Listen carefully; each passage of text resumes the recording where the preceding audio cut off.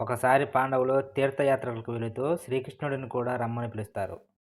శ్రీకృష్ణుడు ఒక చిరునవ్వు నవ్వి వారికొక దోసకాయ ఇచ్చి, మీరు మునిగిన ప్రతి గంగలోనూ ఈ దోసకాయను ముంచండి.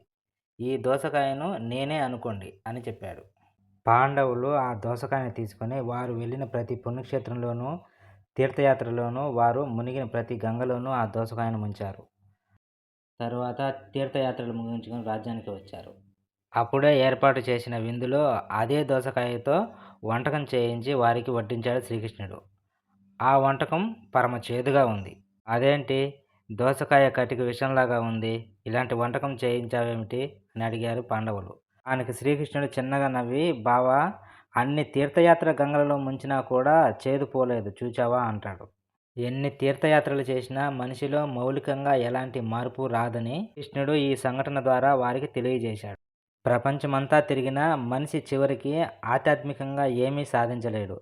అదే తనలో తానే ప్రయాణం చేసి నీలో నువ్వు ఏ మలినమైన ఆలోచన లేకుండా ఉండి చూడు. మహర్షులు దేశాలు పట్టుకుని ఎప్పుడూ తిరగలేదు. ఒకే చోట స్థిరంగా కూర్చొని మనస్సులో దైవాన్ని స్మరిస్తూ జ్ఞానసిద్ధిని పొందారు.